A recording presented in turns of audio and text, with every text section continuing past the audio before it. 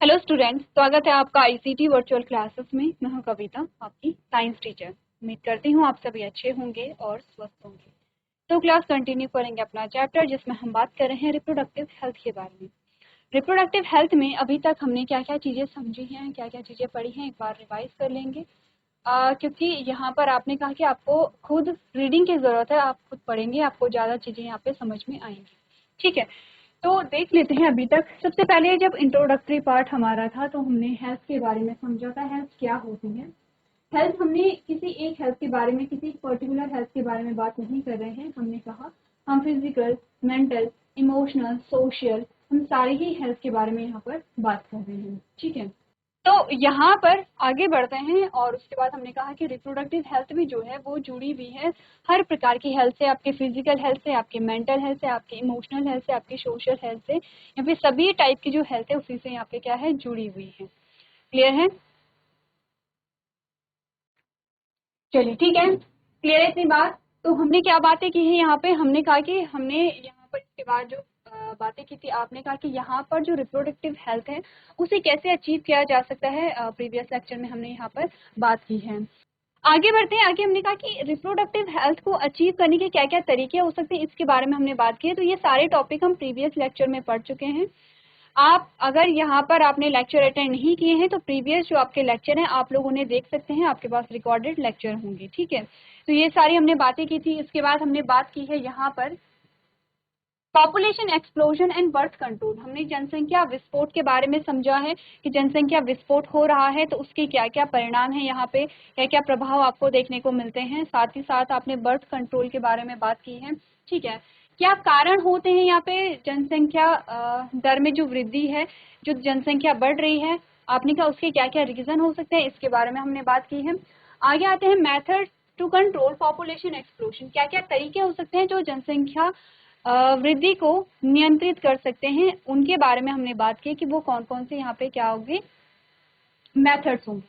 आगे बढ़ते हैं। आपने कहा कुछ कॉन्ट्रासेप्टिव्स के बारे में हमने बात की है। आइडल कॉन्ट्रासेप्टिव्स या आदर्श गर्भ निरोधक क्या क्या होते हैं, और एक एक करके हमने बात की है क्या क्या तरीके होते हैं कॉन्ट्रासेप्शन के, गर्भ निरोधक के क्या क्या तरीके होते हैं।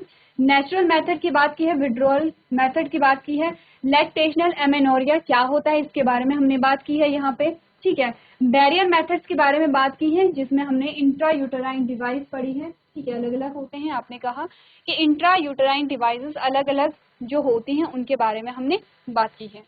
आगे बढ़ते हैं। आपने कहा ओरल कॉन्ट्रासेप्टिव्स क्या होते हैं, इंजेक्टेबल और इम्प्लांट्स क्या होते हैं, सर्जिकल मेथड्स क्या होते हैं, वेसेक्टोमी एंड ट्यूबेक्टोमी के बारे में हमने बात की कि वेसेक्टोमी और ट्यूबेक्टोमी क्या होता है। साथ ही साथ हमने medical termination of pregnancy, MTP या गर्भावस्था का चिकित्सीय समापन, इसके बारे में बात की। तो ये सारे टॉपिक हम पढ़ चुके हैं। जो हमारे प्रीवियस लेक्चर्स हैं उनमें हम ये सारे टॉपिक पढ़ चुके हैं। आपको एक आइडिया दिया जा रहा है अभी तक आपने क्या क्या चीजें पढ़ ली हैं। आपके पास आपकी बुक होगी, बुक में आप देखेंगे ये सारे जो टॉपिक हैं ये आपके पास आते हैं। चलिए ठीक है, ध्यान दीजिए। ठीक है, तो ये एक जर्नल टॉपिक आपका आता है। आपने कहा कि रिप्रोडक्टिव हेल्थ जो है ये आपका जर्नल टॉपिक है। ठीक है, क्लास 12 के हैं तो आप लोग नोट करते रहेंगे। अगर आप किसी दूसरी क्लास के हैं तो ध्यान से देखिए, क्योंकि इस चैप्टर से रिलेटेड जो क्वेश्चंस हैं वो आपके जर्नल साइंस और जर्नल नॉलेज के क्वेश्चन भी यहाँ से बनते हैं। ठीक है, तो ध्यान से देखिए। एमटीपी क्या है, आपने कहा गर्भावस्था का चिकित्सीय समापन। ठीक है, तो यहाँ पर एमटीपी क्या होती है इसके बारे में हमने पढ़ा था। एमटीपी क्यों करवाया जाता है इसके बारे में हमने पढ़ा था। ठीक है, अब हम बात कर रहे थे कुछ एसटीडीज के बारे में, यानी कि सेक्सुअली ट्रांसमिटेड डिजीज, ऐसे डिजीज जो कि यहाँ पर इंटरकोर्स से क्या होती हैं, ट्रांसमिट होती हैं एक पर्सन से दूसरे पर्सन में। ठीक है, ऐसी डिजीज आपने कहा इनके जो यहाँ पे ट्रांसफर होने के जो तरीके हैं वो अलग अलग तरीके हो सकते हैं। बेसिकली जो सेक्सुअली ट्रांसमिटेड डिजीज होती हैं, जो यौन संचारित रोग होते हैं, वो कैसे संचारित होते हैं। एक तो आपने कहा कि ये इंटरकोर्स से होंगे। ठीक है, जो अनसेफ इंटरकोर्स होता है। दूसरा हमने कहा कि जो बॉडी के फ्लूइड हैं उनसे ये ट्रांसफर होता है। बॉडी के फ्लूइड क्या क्या होंगे, बॉडी के फ्लूइड जैसे कि आपने कहा कि ब्लड जो आपका होता है, रक्त जो होता है वो भी बॉडी फ्लूइड है। अगर कोई संक्रमित व्यक्ति क्या कर रहा है, यहाँ पे ब्लड को डोनेट कर रहा है किसी हेल्दी पर्सन को, किसी स्वस्थ व्यक्ति को, तो आपने कहा कि यहाँ पे रोग क्या होंगे, संचारित हो जाएंगे। क्योंकि आपकी बॉडी का फ्लूइड है, ठीक है। और इसीलिए कहा जाता है, जब आपने देखा होगा कि जब भी ब्लड डोनेट किया जाता है, जब भी रक्तदान किया जाता है, तो पहले टेस्ट किए जाते हैं कि जिस व्यक्ति का ब्लड आप ले रहे हैं, जो व्यक्ति ब्लड को डोनेट कर रहा है, वो हेल्दी पर्सन है क्या नहीं है।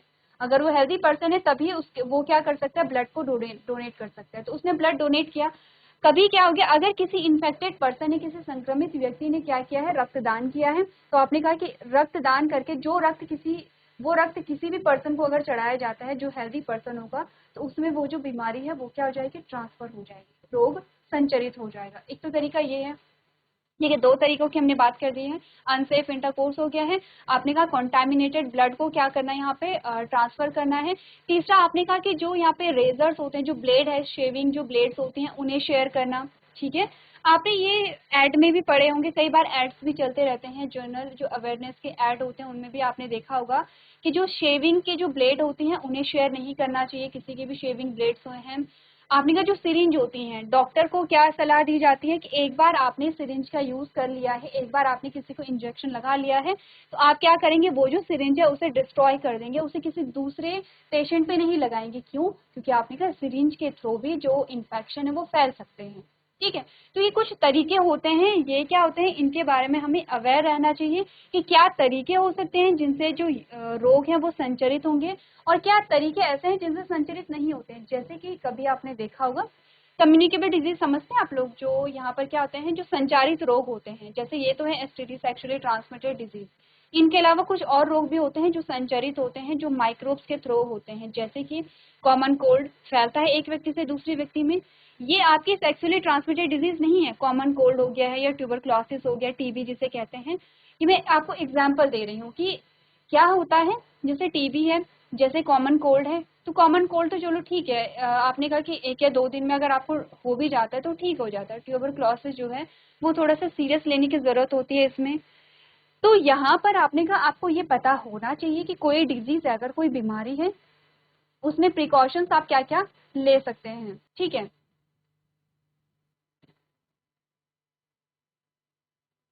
ठीक है, तो हमने क्या बात की है कि यहाँ पर हमें पता होना चाहिए कि कौन सी जो बीमारी है वो कैसे फैलती है, हमें क्या करना चाहिए और क्या नहीं करना चाहिए, दोनों चीजें हमें पता होनी चाहिए। कभी कभी होता क्या है कि यहाँ पर जो संक्रमित व्यक्ति है या जो कोई रोगी है उसके साथ भेदभाव किया जाता है इसी बेसिस पे। तो हमें नॉलेज होनी चाहिए कि जो बीमारियां हैं वो कैसे फैल सकती हैं, आपको प्रिकॉशंस क्या लेने हैं, यानी कि सावधानियां क्या बरतनी है। और अगर हम बात करें सेक्सुअली ट्रांसमिटेड डिजीज, तो इन्हें काफी सीरियसली लिया जाना चाहिए, क्योंकि ऐसे रोग होते हैं जो खतरनाक हैं और जानलेवा होते हैं, क्योंकि इनका पता बहुत देर से चलता है, इनके सिम्टम्स बहुत देर से दिखते हैं। और जब सिम्टम्स का पता चलता है, जब यहाँ पे रोग होने का पता चलता है, तब तक काफी देर हो चुकी होती है। तो इसीलिए हमने बोला है कि यहाँ पर आपको नॉलेज होनी चाहिए, अवेयरनेस होनी चाहिए कि सेक्सुअली ट्रांसमिटेड डिजीज क्या होती हैं, कैसे फैलती हैं, ठीक है। हम यहाँ पर ये टॉपिक भी कवर कर चुके हैं, ठीक है।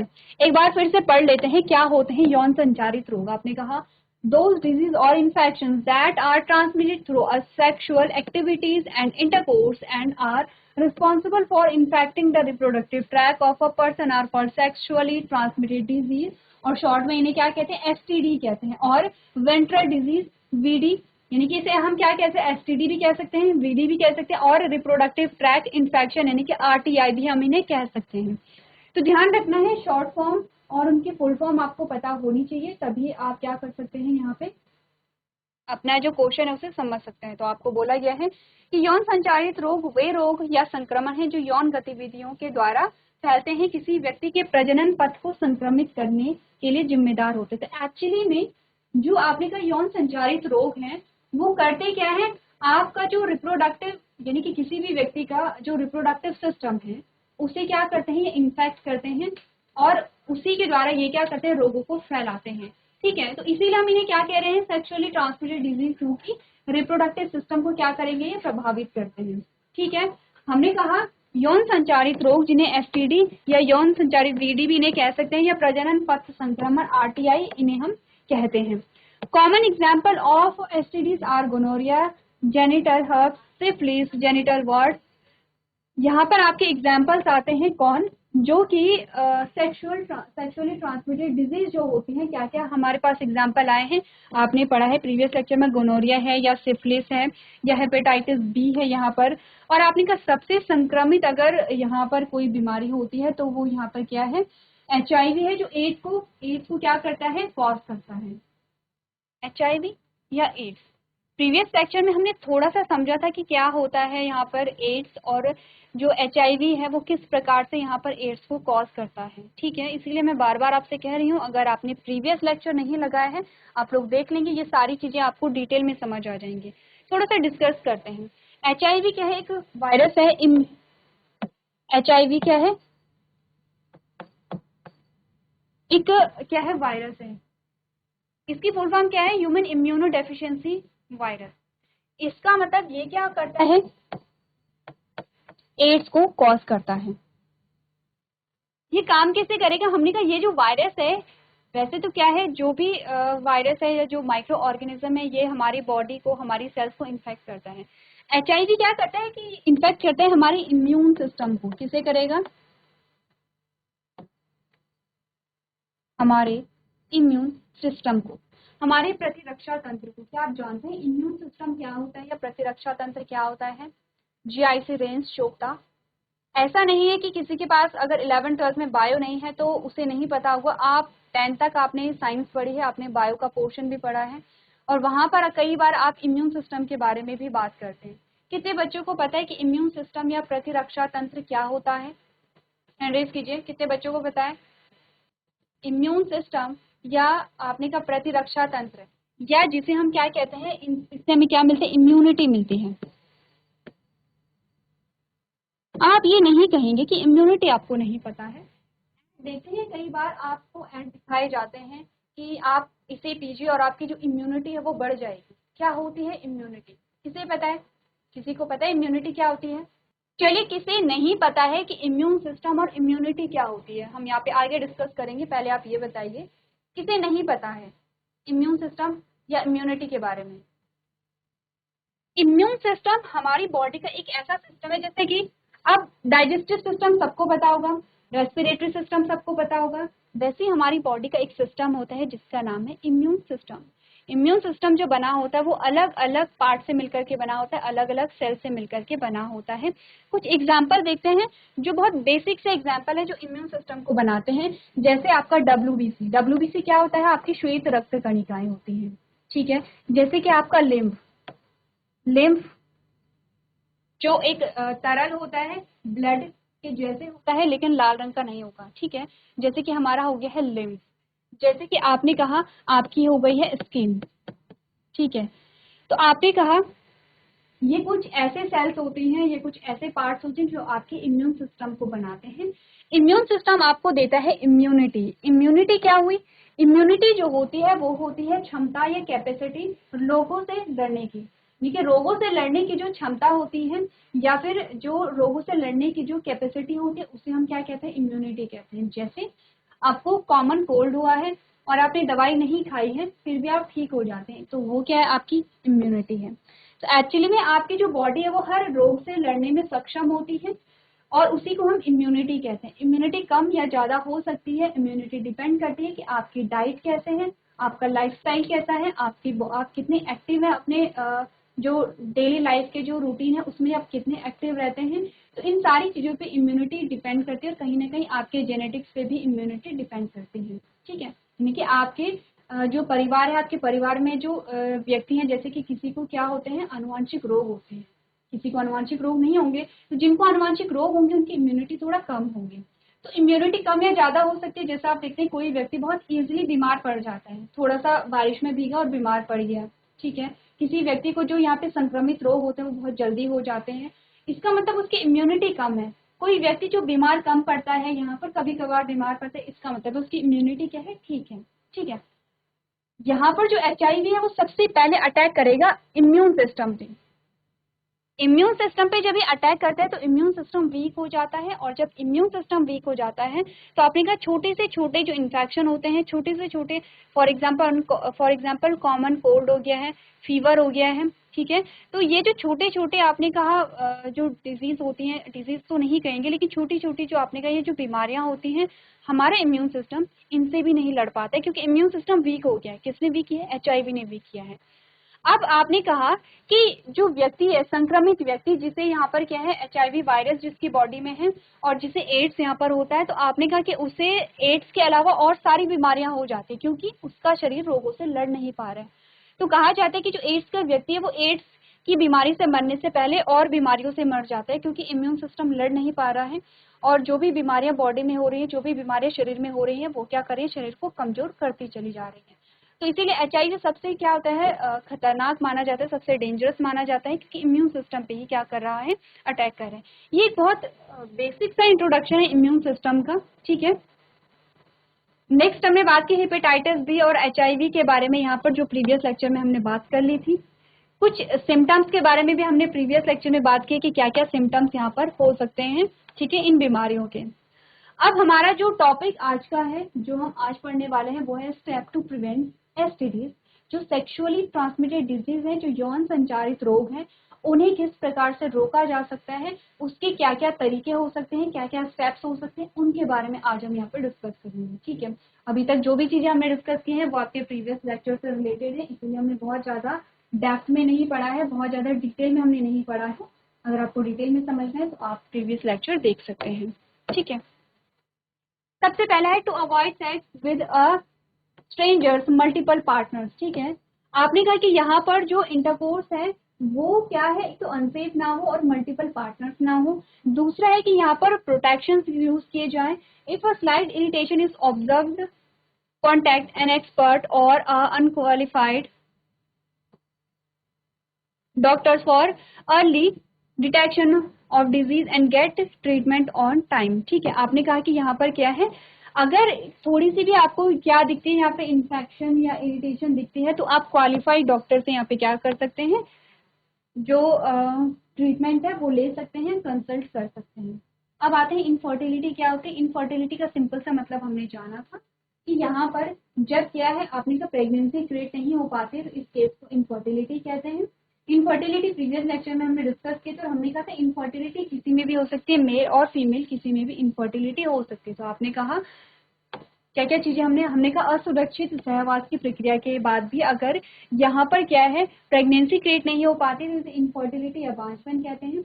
इसका कारण शारीरिक रोग हो सकते हैं, जन्मजात हो सकते हैं, प्रतिरक्षा विज्ञानी दवाएं या मनोवैज्ञानिक कारण भी इसके हो सकते हैं। देखा गया कि समाज में निसंतान होने का जो दोष है प्रमुख रूप से महिलाओं को दिया जाता है, लेकिन समस्या पुरुष या महिला दोनों में किसी में भी हो सकती है। इनफर्टिलिटी किसी में भी यहाँ पे हो सकते हैं। आपने कहा बांझपन के विकारों का इलाज कभी कभी बांझपन क्लिनिक जैसे विशेष स्वास्थ्य देखभाल इकाइयों की मदद से किया जा सकता है, और यदि ये उपचार प्रभावी नहीं है तो जोड़े सहायक प्रजनन प्रौद्योगिकी यानी कि ART का विकल्प चुन सकते हैं, ठीक है। अब आते हैं इन विट्रो फर्टिलाइजेशन पे, ठीक है। इन विट्रो फर्टिलाइजेशन क्या होता है, ये जो टॉपिक है आपने 9th-10th में भी आपके पास ये टॉपिक आया है जिसमें आपने IVF के बारे में बात की है। IVF क्या होते हैं एक बार हम लोग पढ़ लेते हैं, उसके बाद हम लोग यहाँ पे समझ लेंगे। आपने कहा the process involves the method of fusion of gamete outside the body mainly in the laboratories where the conditions that are similar to the body are mentioned. The fertilized zygote formed will then be divided and result in the formation of embryo which is transferred into the uterus of a female.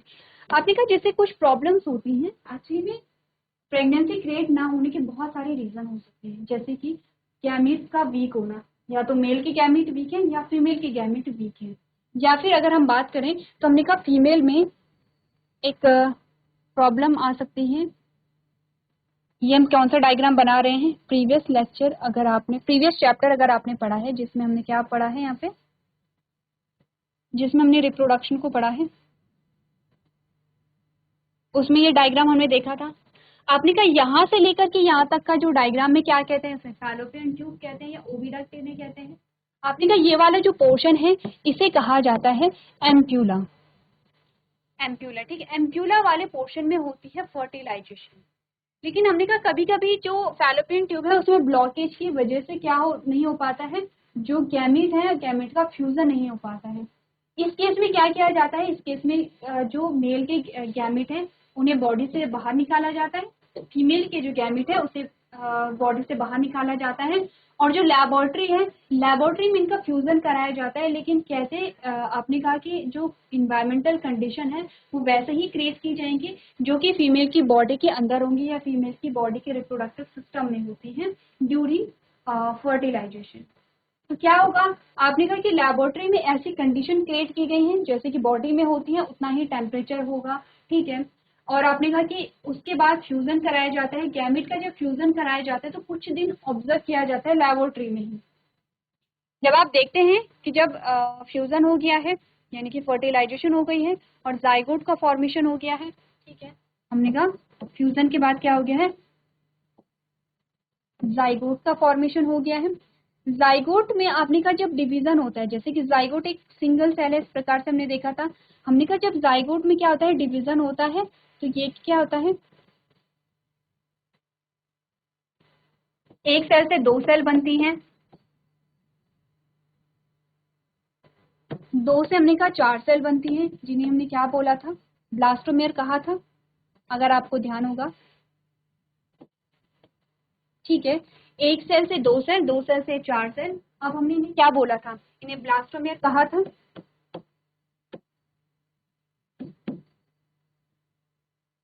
Blastomere कहा था, और अब structure को embryo कह रहे थे। फिर आपने कहा कि 4 से जब 8 से 16 सेल स्टेज हो रही हैं तो हमने इन्हें क्या कहा था, हमने कहा था कि मोरुला है। तो हमने एम्ब्रियोनिक डेवलपमेंट को वहां पर समझा था।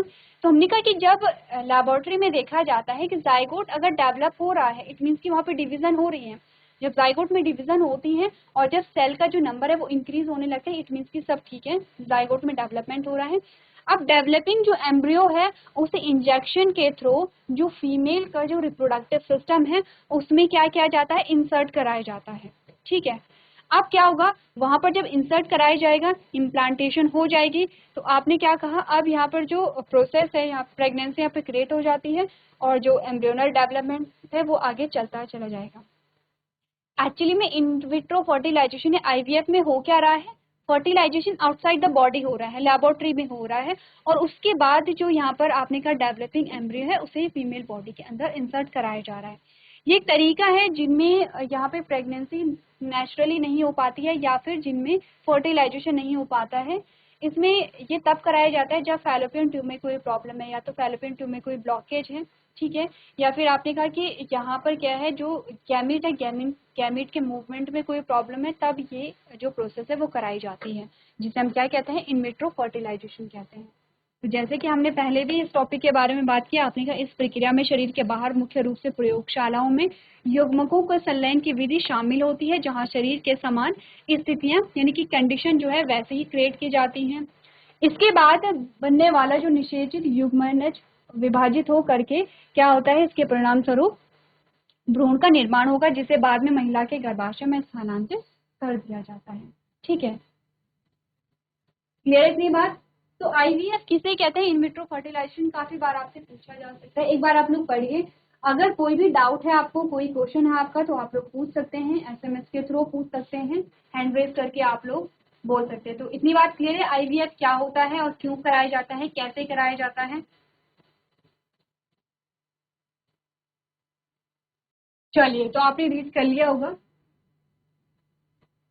ये हमने बात की है किसके बारे में, आईवीएफ के बारे में यहाँ पे, ठीक है। नेक्स्ट हमारे पास आता है जाइगोट इंट्राफैलोपियन ट्रांसफर। क्या होता है ये, एक बार पढ़ लेते हैं। आपने कहा in this process the transfer of zygote or early embryo up to 8 blastomere into the fallopian tube of the female is performed।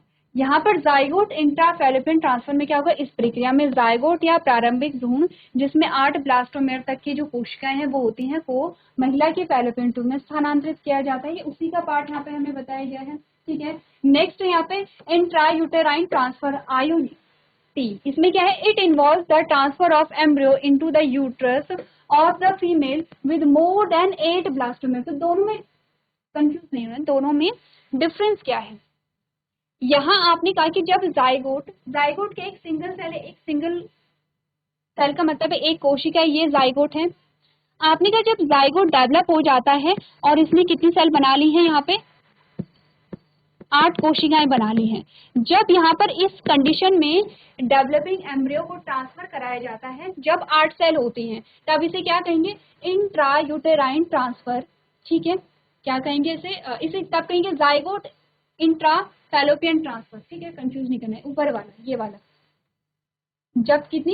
जब 8 सेल को ट्रांसफर कराया जाता है, जब आपने कहा 8 सेल से ज्यादा की जो कंडीशन होती है, अब डेवलपिंग एम्ब्रियो में 8 सेल से ज्यादा सेल्स आ गई हैं, और जब इस कंडीशन में इसे ट्रांसफर कराया जाता है फीमेल के रिप्रोडक्टिव सिस्टम में, तब इसे क्या कहेंगे, इंट्रा यूटेराइन ट्रांसफर।